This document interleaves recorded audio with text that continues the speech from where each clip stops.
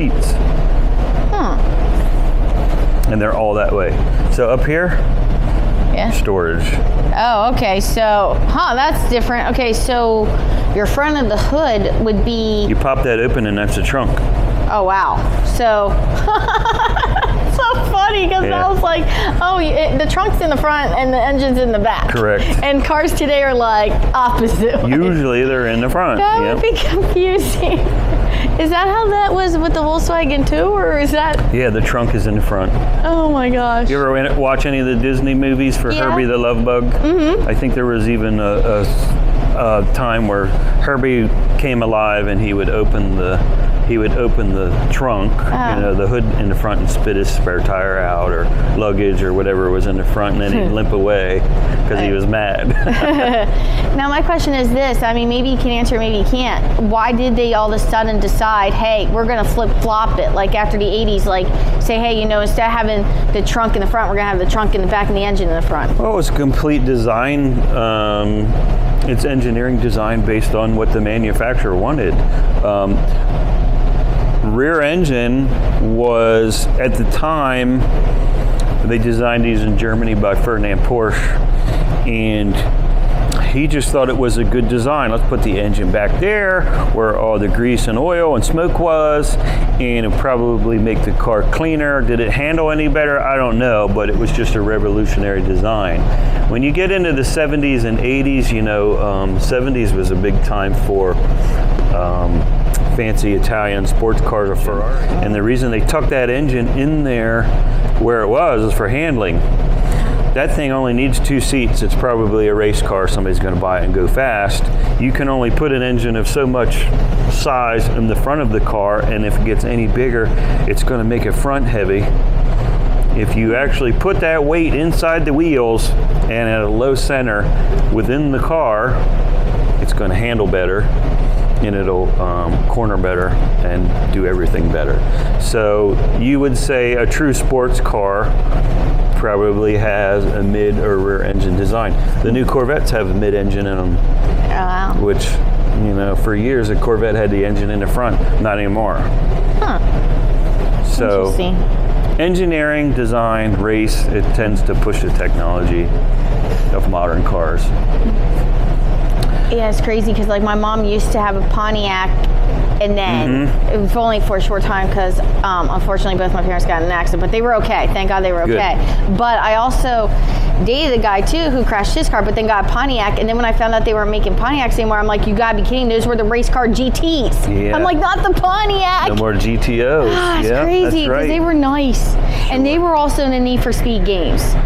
Yeah, I don't know the first thing about video games or anything like that. I could tell you right now, though, I bet whoever opened those, including myself, man, we could kick ourselves in the butt because now I bet they could be worth lots of money since there's cars in there now, including Pontiac, that are not made anymore. That could be worth lots of money, probably. I don't know. Why don't we continue on down?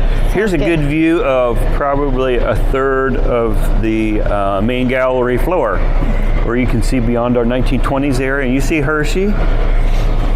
Based on photographs, our artists came in here and painted our Hershey scene circa 1920s. Is this his car, Milton Hershey's car? No. We have a plaque somewhere of Milton Hershey did own a Chrysler in the 1930s. Prior to that, we're not really sure. The Hershey Historical Society and ourselves, we will exchange information and exhibit display stuff. But we know that Milton Hershey bought a LaSalle ambulance for the original Hershey Hospital, which is still close by. It's here in Hershey somewhere. Oh, wow. But where the actual personal vehicle or vehicles of Milton Hershey ended up, we're not sure. We wish that they were around because we'd love to display them.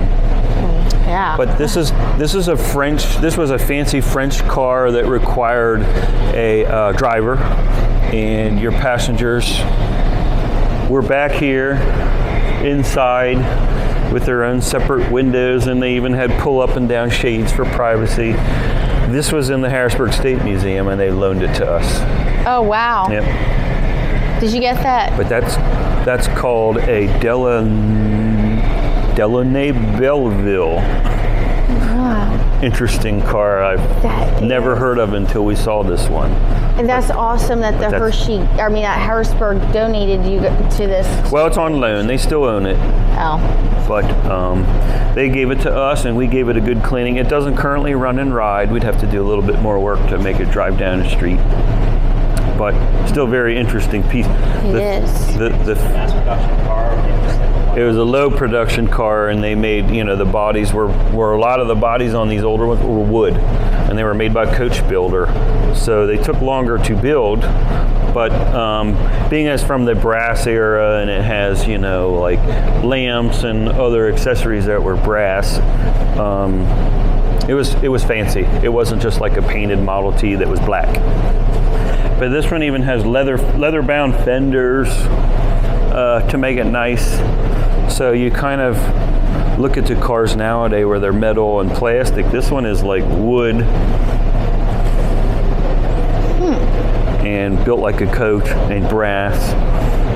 And there's almost like a saddlery or a horse tack aspect to it. You had to keep your fenders clean.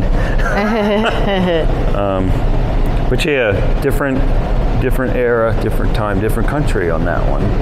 So here you can get a great view. Of course, the Beetle is a survivor car. It's not restored. It has original paint. It's just preserved.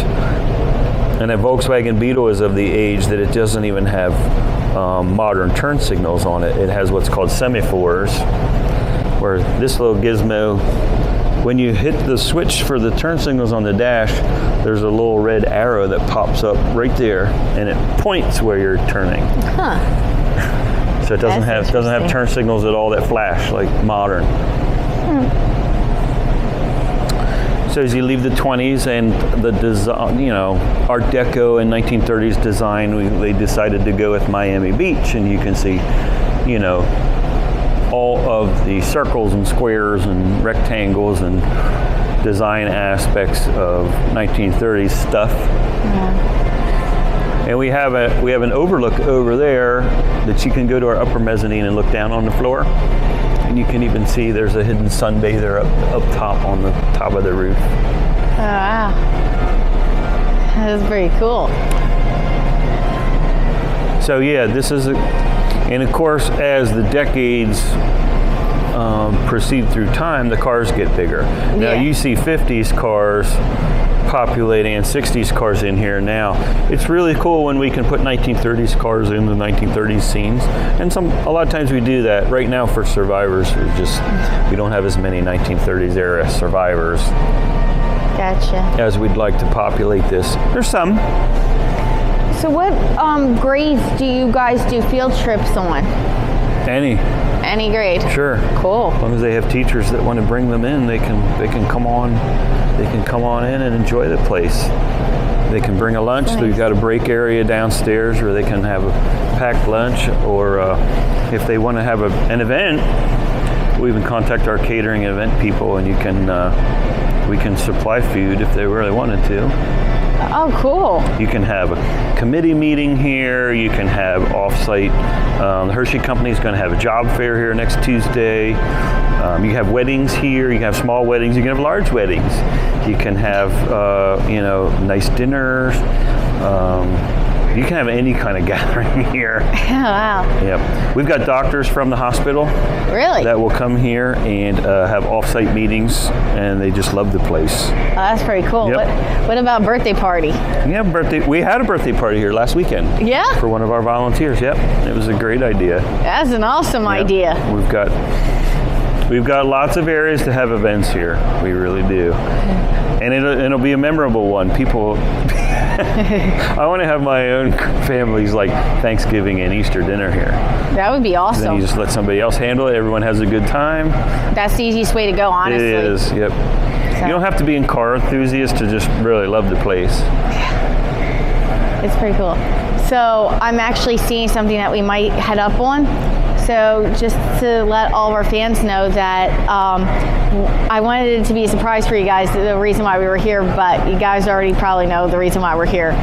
When I was a kid, I earned the nickname Rose Nyland.